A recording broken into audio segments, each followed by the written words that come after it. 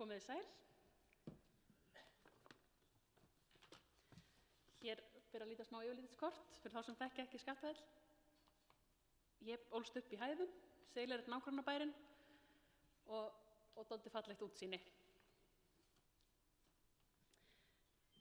Guðmundur Páll Ólafsson, náttúrufræðingur, sagði: Þú verndar aðeins það sem þú elskar.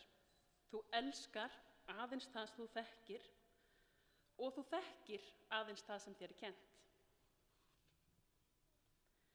Þegar ég var 7 ára flutti ég með fjölskyldu minni í Skaftafell og þar bjuggum við í 9 ár.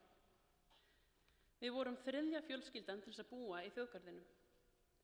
Ég vissi að það var einstakt að búa í þjóðgarði og að það væru ekkert margir sem höfðu gert það á undan mér. Og það væru ekkert svo mörg önnur börn sem myndu verða þess njótandi að alast upp í jafn einstakri náttúrufegurð og er í Skaftafelli. Það var gaman að hlusta á fullorðna fólki tala gróðurinn, jöklana, eldsumbrot, fuglalíf og svo margt annað yfir kaffibolla í stofunni heima. Það eru forréttindi að hafa kynnst vísindafólki og fræðimönnum líkt og kvískerjabræðum frá fyrstu hendi. Fólk sem kom að telja rjúpur, rannsaka skordýr og stúdera jöklana svo fátt eitt sé nefnt. Það var draumi líkast að búa í Hæðum í Skaftafelli. Útsýnið engu líkt og náttúruperlur allt umkring. Það var samt ekki þessi stórbrotna náttúra sem allir aðrir töluðu að væri svo einstök og falleg sem gerði það að verkum að ég elskaði náttúruna sem ég bjó í. Lækirnir, brekkurnar, trén, gömlu húsin voru leiksvæði mín og við pössuðum upp á hvort annað. Ég var aldrei hrædd við þessa stórbrotnu náttúru. Því ósnortnari og villtari sem hún varð, því öruggari upplifði ég mig. Eiginlega var það manngerða sem hræddi mig. Ég var það bil 9 ára þegar pabbi tilkynnti okkur að það væri nauðsynlegt að setja upp risastórt fjarskiptamastur fyrir aftan húsið okkar. Það meira þess að sést á myndinni. Ég gat ekki skilið hvernig hægt væri að leyfa svona ótrúlega ljótt mannvirki í þessu fallega umhverfi. Gat þetta ekki bara verið einhvers staðar annars staðar? Ég var alveg brjáluð út í pabba minn að segja bara já við þessu og skildi ekkert í mikilvægi mastursins. Ég var staðföst í því að mála staurinn í felulítum svo hann myndi falla sem allra best inn í umhverfið.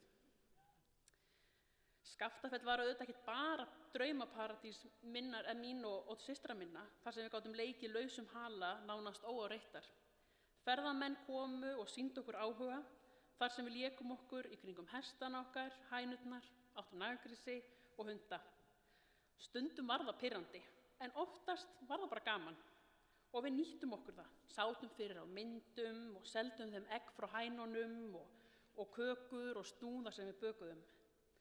Við vorum mjög ánægðir með lífið sem skapaðist í kringum ferðamennina og okkur þótti gaman að fara á rúndin í gegnum tjaldstæði og telja tjaldstæðin á sumrin. Ég sá landverðina í Dýrðarljóma. Þau voru þau allra flottasta og miklar fyrirmyndir. Þetta flotta unga fólk sem kom og vann fyrir þjóðgarðinn. Ég leit mikið upp til þeirra og strengdi mér það heit að einn daginn verða landvörður í Skaftafelli. Það tókst. Í sumar vann ég mitt 7. sumar sem landvörður. Í mínum huga felast fullt af tækifærum fyrir ungt fólk í þjóðgörðum og almennt í náttúruvernd. Tengsl mín við Skaftafell hafa mótað mig og framtíð mína, bæði hvað varðar tilfinningar, skoðanir, menntun og atvinnu. Ég er þjóðfræðingur og er nú í mastersnámi í umhverfis- og auðlindafræði og læt mig dreyma að flytja aftur í Öræfin. Systir mín er flutt aftur austur með kærastanum sínum og eru þau nú að byggja sér hús í nágrenni við þjóðgarðinn. En hann hafði mikil áhrif á ákvörðun þeirra að slá sig þar niður vegna atvinnuöryggis. Í starfi mínu sem landvörður hef ég kynnst fullt af ungu fólki sem hefur komið ár eftir ár til þess að vinna í landvörslu. Fólk sem að mennta sig á hinum ýmsum sviðum en hefur áhuga á að starfa í þágu íslenskrar náttúru. Náttúruvernd er fyrir alla, alveg sama á hvaða braut fólk ákveður að fara í lífinu. Í byrjun síðustu aldar byggðu stjórnvöld upp hafnir til að skapa tækifæri til atvinnusköpunar. Þjóðgarðar og friðlýst svæði geta verið atvinnuskapandi fyrir ungt fólk og leitt af sér mikla uppbyggingu í litlum samfélögum. Öræfin eru gott dæmi það. Þjóðgarðar eru kannski eins konar hafnir nútímans.